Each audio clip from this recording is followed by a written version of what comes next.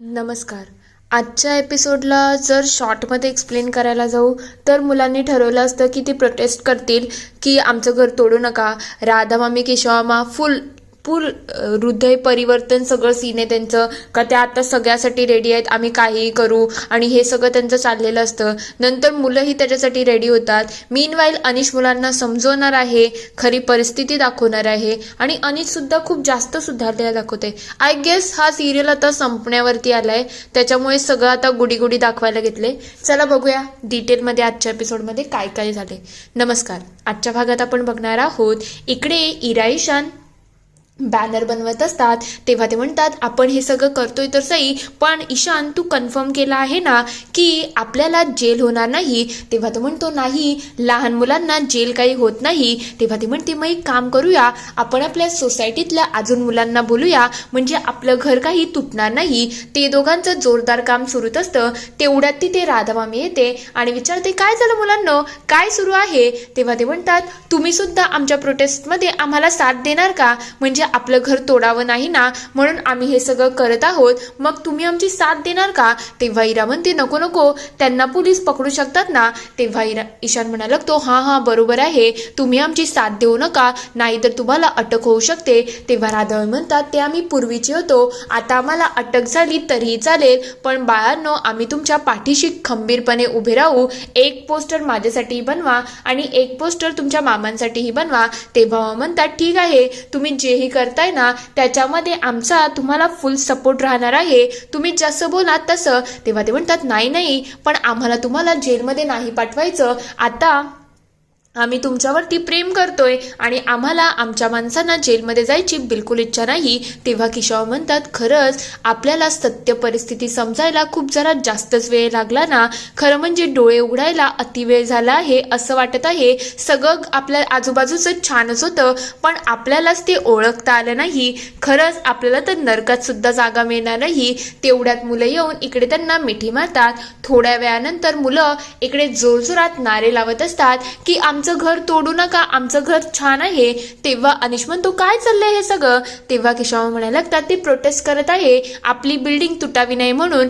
तेव्हा मुलं म्हणायला लागतात अनिश काका तू सुद्धा आमच्या बरोबर राहा, खरं म्हटलं तर आपल्याला आपलं घर वाचवायला पाहिजे, आपलं घर किती सुंदर आहे ना, आणि वरून आपणही ते आता निव्याजीलाही आणायचं आहे, मग घर तुटलं तर कसं काय होईल. तेव्हा अनिश म्हणतो पहिले माझं सगळं म्हणणं शांतपणे ऐकून घ्या, एखादी गोष्ट खराब झाली तर आपण त्याला रिपेअर करतोय ना, तसंच काहीतरी घराचं सुद्धा आहे, आणि घर रिपेअर केलं तर तुम्ही सांगा मला आपल्याला जास्त चांगली जागा मिळेल, आणि जास्त चांगली जागा मिळेल तर आपण ऐसपाईस राहू शकतो आणि आपल्यासाठी सुखसोयी सुद्धा वाढू शकतात. याचाही आपल्याला विचार करायला पाहिजे ना. मोठं घर असलं तर आपण जास्त कम्फर्टेबल राहू, आणि एवढूशा घरामध्ये राहणं आपल्यासाठीही किचकटच आहे ना. तेव्हा ते म्हणतात म्हणजे आपलं घर नक्कीच तोडणार आहे का, म्हणजे कन्फर्म आहे का. तेव्हा अनिश म्हणतो अजून कन्फर्म काही नाही आहे, पण तरी सुद्धा मला एक सांगा, आता तुम्ही निव्याजीला घरी बोलवणार आहेत, त्यांचं लग्नही होणार आहे,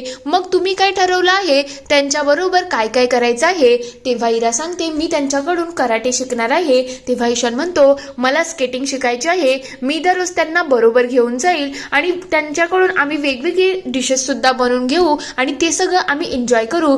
तेव्हा केशव म्हणतात म्हणजे सगळं काम तुम्ही त्यांच्याकडूनच करून घेणार आहात का, तुमचं काय, तुम्ही त्यांच्यासाठी काय करणार आहेत. तेव्हा ते अजून ते काही डिसाईड केलं नाही. तेव्हा अनिश म्हणतो एक काम करा, तुम्ही आता या सगळ्याची लिस्ट बनवा. तेव्हा राधा म्हणतात खरंच अनिश आज तुला मानायला पाहिजे, मुलांची तुने समजूत सुद्धा घातली आणि वरून त्यांना या टॉपिक मधून बाहेर सुद्धा काढलं. आज मला तुझ्यामध्ये घरचा करता पुरुष दिसला आहे, खरंच तू आज खूप छान काम केलं आहे. हे ऐकल्यानंतर अनिशही खूप खुश झालेला असतो. दुसरीकडे मामा इकडे सगळ्या जुन्या आठवणीमध्ये रमलेले असतात. त्यांना आठवतं कसं त्यांनी तिथे बर्थडे सेलिब्रेट केला होता. नंतर त्यांना त्यांच्या बायकोबरोबरचे जुने दिवस आठवण येतात. नंतर त्यांची सून कशी घरी आली होती आणि तिच्याबरोबर फुर्रानी कशी एकदम घुलून मिसळून गेली होती, हे सगळं आठवण येतं. मीनवाईल त्यांना हे सुद्धा आठवतं की ईश्वर काका सुद्धा किती छान रमायचे आणि मुलांबरोबर खेळायचे. नंतर इराणी कशी त्यांना एकदा मिठी मारली होती जेव्हा ती घाबरली होती, हेही त्यांना आठवण येतं. इकडे त्यांना आठवण येतं भैरवीने आणि अनिशने कसा गृहप्रवेश केला होता आणि भैरवीने बाकी सगळ्या गोष्टी कशा हँडल केल्या, मुलांची कशी काळजी घेतली, या सगळ्या गोष्टी आठवण येतात. नंतर त्यांच्या घरी सत्यनारायणाची जी कथा झाली होती तेही त्यांना आठवतं. मीनवाईल पिंगा गर्ल्स जेव्हा आल्या होत्या आणि त्यांनी त्यांची आरती ओवाळली होती, हे सगळंही त्यांना आठवण येतं आणि ते थोडी त्याच झोनमध्ये असतात. तेवढ्यात तिथे देसाई आणि रुपाली येते आणि म्हणायला लागते, काय झालं, एवढ्या अर्जंटली ही मीटिंग बोलवली आहे, जे काही असेल ते मुद्द्याचं बोला, कारण की वायफळ बोलायला माझ्याकडे वेळ नाही. तेव्हा मामा म्हणतात, म्हणजे लोकांना इथे येण्यासाठी मी सांगितलं तर होतं पण आले नाही, म्हणजे हा मुद्दा एवढा इम्पॉर्टंट नाही का? तेव्हा जना म्हणतो, मी तर सगळ्यांना सांगितलं आहे, आता कोण आलं आणि कोण नाही हे मला तरी माहिती नाही. तेव्हा म्हणतात, माझ्या अंदाजे मुद्दा एवढा इम्पॉर्टंट नाही म्हणून लोक लक्षच देत नाही आहे. तेव्हा रुपाली म्हणते, ते सगळं जाऊ द्या, तुमचं काय आहे ते सांगा. तुम्ही आला तर हे मुद्दा पटला आहे ना की आपल्या बिल्डिंगचं रिडेव्हलपमेंट व्हायला पाहिजे, मग एक काम करा, तुम्ही सह्या करा, आम्ही बाकी सगळ्यांना पटवूनच देऊ. तेव्हा म्हणतात, तुम्ही जे बोलताय ना त्याची शहानिशा तर करायला पाहिजे ना, जे काही आहे ते मुद्देसूद आणि व्यवस्थितपणे आम्हाला समजायला पाहिजे. तेव्हा ते म्हणतात, हे बघा, आपल्याला तिथे बेटर फॅसिलिटी मिळतील, स्विमिंग पूल, जिम, त्यानंतर गार्डन मिळेल आणि त्याच्याच बरोबर आपल्याला अजून सुद्धा जर म्हाताऱ्या लोकांना मंदिर हवं असेल ते सुद्धा होऊ शकतं. अशा भरपूर फॅसिलिटीज आहेत ज्या आपल्याला रिडेव्हलपमेंटने भेटून जातील. तेव्हा म्हणतात, हे सगळं तर होईल, पण जेव्हा ही सोसायटी मोठी होईल तेव्हा त्याचा मेंटेनन्स सुद्धा वाढेल ना. तेव्हा रुपाली म्हणते, मग बरोबरच आहे ना, जर आपल्याला सगळ्या सोयी मिळणार असतील तर त्याचा मेंटेनन्स तर आपल्याला करायलाच लागेल ना. तेव्हा मामा म्हणतात, इथे मध्यमवर्गीय लोक राहतात, त्यांना ते परवडणारं आहे का याचाही विचार करायला पाहिजे आणि या गोष्टी सगळ्यांना पटतात की नाही याचाही आपण विचार करायला पाहिजे. तेव्हा जना म्हणायला लागतो, माझाही हाच मेन मुद्दा आहे. तेवढ्यात रुपाली आणि देसाई म्हणायला लागतात, जना तू शांत राहा रे, ह्या सगळा टॉपिक आता इथे काढू नका. तेव्हा म्हणतात, मला तर एक समजत नाही, अचानक आपल्या बिल्डिंगला नोटीस कशी आली आणि नोटीस आलीच्या आली त्यानंतर लगेच बिल्डर कसा आला, याच्यामध्ये काही गडबड तर वाटत नाही ना. तेव्हा ते म्हणतात, हा तर योगायोग आहे आणि आपल्या बिल्डिंगसाठी चांगलंच आहे ना, बिल्डर स्वतःहून आला आहे आणि बिल्डिंगला नोटीस सुद्धा आली आहे, मग तर आपल्यासाठी सगळं काही योग्यच घडलं आहे ना. तेव्हा म्हणतात, मला असं वाटते आपल्याला ही नोटीस आली आहे की कोणीतरी अशी तरतूद केली आहे की आपल्याला नोटीस यावी. तेव्हा ते म्हणतात, काय बोलताय तुम्ही, वाटेल ते बोलू नका. तेव्हा म्हणतात, एक काम करूया, माझ्या डोक्यामध्ये एक कल्पना आहे, आपण आपल्या बिल्डिंगचं स्ट्रक्चरल ऑडिट करून घेऊ. तेव्हा ते म्हणतात, त्याच्यासाठी तर पैसे लागतील आणि एवढे पैसे कुठून द्यायचे. तेव्हा मामा म्हणतात, आपल्या सोसायटीचा फंड आहे ना तो आपण वापरू शकतो. तेव्हा रुपाली म्हणते, नाही, आम्ही काही फंडमधले पैसे देणार नाही, हे सगळ्यांना मान्य होणार नाही. तेव्हा मामा म्हणतात, मग मी काम करतो, मी स्वखर्चाने हे सगळं बघून घेतो आणि त्यानंतर आपण ठरवूया या बिल्डिंगचं काय करायचं आहे. तेव्हा ते म्हणतात, याच्यामध्ये जाम किचकट आहे, एवढ्या डीपमध्ये तुम्हाला का पडायचं आहे, आपल्याला सगळं चांगलंच मिळतंय ना. तेव्हा म्हणतात, माझं फिक्स आहे, मी सगळं जोपर्यंत शहानिशा करणार नाही ना कोणत्याच गोष्टीला मी काय होकार देणार नाही, बाकी तुमचं तुम्ही ठरवा. मामा तिथून निघून जातात. दुसरीकडे भैरवी इकडे चहा घेऊन येते.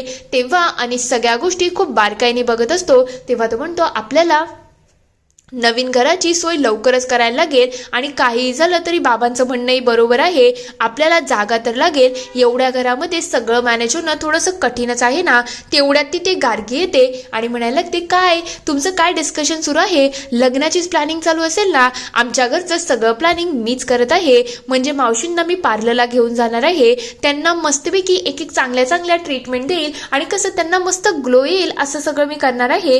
हे सगळं मला एवढं माहिती नाही, पण माझ्या खूप साऱ्या मैत्रिणी आहेत, त्यांच्याकडून मी सगळं नॉलेज घेतलं आहे. तेव्हा भैरवी म्हणते, हे तर छान आहे, हे तुला करायलाच पाहिजे. तेव्हा ती म्हणते, आपण सगळ्यांनी मेहंदी सुद्धा काढायची, म्हणजे सगळे एकदम एन्जॉय करूया. तेव्हा भैरवी म्हणते, हो नक्कीच आपण काढूया. तेव्हा गार्गी विचारते, काय झालं, तुझ्या आवाजामध्ये भैरवीताई असं चांगलं वाटत नाही आहे, काही टेन्शन आहे का. तेव्हा आणि सांगायला, तो टेन्शन असं नाही आहे रे, खरं म्हटलं तर आमची बिल्डिंग आहे ना ही आता रिडेव्हलपमेंटला जात आहे आणि त्याच्यामुळे आपल्याला दुसऱ्या घरामध्ये शिफ्ट व्हायला लागेल. तेव्हा ती म्हणते काय झालं, या घराचा काही प्रॉब्लेम होत आहे का? तेव्हा ते म्हणतात हो, म्हणजे मला असं वाटते आपण थोडं बेटर आणि चांगलं घर शोधूया. एवढ्या घरामध्ये सगळ्यांना जागा होणं थोडं कठीणच आहे ना. तेव्हा गार्गी म्हणते मी जेव्हा लहान होती ना तेव्हा मी पत्र्याच्या घरामध्ये राहायचो आणि जेव्हा मावशीच्या बरोबर आली तेव्हा घर आमचं मोठं झालं, पण मी सगळ्या गोष्टी ॲडजस्ट करायला तयार आहे, तुम्ही नका काळजी करू. तेव्हा अनिश म्हणतो चांगली गोष्ट आहे, जेव्हा हे लग्न होईल ना तेव्हा आपण नवीन घरामध्ये शिफ्ट हो. जोपर्यंत हे काम होत नाही ना तोपर्यंत आपल्याला रेंटवरती राहायला लागेल, नंतरचं आपण नंतर बघूया. ही तर सगळीकडची रूल्सच असे आहेत ना. गार्गीला थोडं टेन्शन आलेलं असतं. थोड्या वेळानंतर भैरवी इकडे अनिशला जेवायला बोलवते आणि म्हणायला लागते चल आता आपण जेवून घेऊया आणि जेवताना प्लीज हा जागेचा पुन्हा टॉपिक काढू नको. तेवढ्यात तिथे निवेदिता मॅडम येतात आणि म्हणायला लागतात काय चाललंय तुमचं, तुम्ही एवढी मोठी गोष्ट माझ्यापासून लपवूनच कशी ठेवू शकता, म्हणजे तुम्ही या घरातलं मला मेंबर मानता की नाही? तेव्हा अनिश म्हणतो तुम्ही रिडेव्हलपमेंट बद्दल बोलताय का, पण खरं सांगितलं तर ही गोष्ट इतक्या अचानक झाली ना की आम्हालाही कळलं नाही की काय बोलावं आणि कसं मॅनेज करावं, म्हणून तुम्हाला सांगणं थोडं राहूनच गेलं. तेव्हा ते म्हणतात आता मला सविस्तर सांगा नेमकं हे प्रकरण काय आहे, म्हणजे आपण याचं काहीतरी सोल्युशन घेऊ. तेव्हा अनिश आणि भैरवी सगळ्या गोष्टी नीट आणि सविस्तर सांगायला लागतात की अचानक नोटीस आली आणि त्यानंतर आम्हाला समजलं नाही की काय करावं. तेव्हा ती म्हणते एवढीच गोष्ट आहे ना, मग आपण सगळ्या गोष्टीच्या बारकाईपर्यंत जाऊ आणि यामधून काय मार्ग काढता येईल ना हे सगळं बघूया. आणि अचानक कोणी म्हणते म्हणून हो बोलायचं नाही. तेव्हा अनिश म्हणतो पण या गोष्टीला माझाही नकार आहे आणि बाबांचा सुद्धा, कारण की या घरामध्ये आमच्या खूप साऱ्या आठवणी आहेत. माझा तर जन्म इथे झाला आणि माझ्या लहानपणीच्या सगळ्या आठवणी इथेच आहेत. तेव्हा ती म्हणते मला सगळं समजते, पण अनिश एखाद्या गोष्टीची गरज असेल तर ते करणं गरजेचं आहे ना. आणि घर म्हटलं तर चार भिंतीने नाही, आजूबाजूच्या लोकांनी बनतं ना. मग आपली लोक जर आपल्या बरोबर असली तर कुठेही आपला चांगलंच घर बनेल. म्हणून आता गरज आहे की नाही हे बघा. आणि मेन गोष्ट म्हणजे मला असं वाटतंय तुम्ही तिहाईत बनण्यापेक्षा या प्रोजेक्टमध्ये स्वतःचं लक्ष घ्या. तसंही तुम्ही दोघंही खूप छान शिकलेले आहेत आणि तुम्ही दोघं याच्यामध्ये बारकाईने लक्ष दिलं तर तुम्हाला समजेल जे दाखवत आहेत तेच आपल्याला मिळतं की नाही. आणि माझ्या ओळखी सुद्धा आहेत, कधी कोणाची मदत लागली हेल्प लागली तर आपण ती सुद्धा घेऊ शकतो ना. तेव्हा अनिश म्हणतो खरंच आम्हाला हे सगळं जमेल का? तेव्हा ती म्हणते हो जमेल, तुम्ही नका काळजी करू, मी आहे ना, मी सगळ्यांना जमवून घेईन. आणि आता तुमच्या बाबांशी सुद्धा मी बोलूनच घेते की काय टॉपिक आहे. तेव्हा भैरवी म्हणते खरंच तुम्ही आल्या आणि सगळं प्रॉब्लेम सॉल्व्ह झाला. तेव्हा ते म्हणतात पहिले तुम्ही माझी सॉरी मागा की तुम्ही मला एवढा मोठा टॉपिक सांगितला नाही. तेव्हा भैरवी म्हणते खरंच मनापासून सॉरी, आमच्याकडून चूकच झाली. तेव्हा ते म्हणतात अनिश तू सुद्धा सॉरी म्हणायचं. आणि सुद्धा कान पकडून सॉरी म्हणतो. तेव्हा ते म्हणतात आता मी माझगावकरांकडून सुद्धा सॉरी बोलून घेईल. तेव्हा अनिश आणि भैरवी म्हणतात हे काही शक्य नाही आहे, बाबा कोणाला सॉरी म्हणतच नाही. तेव्हा ती म्हणते मग आपण चॅलेंज लावूया, तुमचे बाबा सॉरी बोलतायत की नाही. जर ते लगेच सॉरी बोलले तर तुम्ही मला ट्रीट द्याल आणि त्यांनी मला सॉरी म्हटलं नाही तर मी तुम्हाला ट्रीट देईल. तेव्हा ते म्हणतात ठीक आहे काही हरकत नाही. त्या लोकांच्या मस्त गमती रंगलेल्या असतात. तेव्हा भैरवी म्हणायला लागते आता आल्याचा हात तर जेवूनच जा, उगाच असं जाऊ नका. त्या लोकांचं जेवणाचं टेबल रस्तं. इथे एपिसोड संपतो. पुढील भागात आपण बघणार आहोत देसाई आणि रुपाली टोमणे मारत असतात. तेव्हा ते म्हणतात काय रे अनिश हे सगळं तू मुद्दाम करतोय ना, म्हणजे तुला एक्स्ट्रा जागा किंवा एक्स्ट्रा पैसे पाहिजे आहेत म्हणून डायरेक्टली बोलता येत नाही, म्हणून इनडायरेक्टली हे सगळं करतोय ना. तेव्हा अनिश म्हणतो तुम्ही काय बोलताय, तुमचं तुम्हाला तरी कळतंय का? तेव्हा मामा म्हणतात माझा मुलगा असं काहीच करणार नाही, माझा अनिशवरती पुरेपूर विश्वास आहे. तेव्हा देसाई म्हणायला लागतात हे सगळं तुम्हीच त्याला करायला लावलं आहे ना, लोकांसमोर असं नाटकं दाखवायची की मी किती सत्यवादी आहे आणि किती काय वेगवेगळं करतोय आणि आतमध्ये तुमच्यामध्ये जे काही मुखोटे आहेत ना ते आम्हाला तर समजतंय, तोंडावरती एक आणि आतमध्ये वेगळं असं तुमचं प्लॅनिंग आहे, म्हणून तर तुम्ही या गोष्टीला एवढा विरोध करताय. मामा त्यांच्याकडे खूप रागाने बघायला लागलेले असतात. इथे हा पूर्ण एपिसोड संपतो. आता खरंच मामा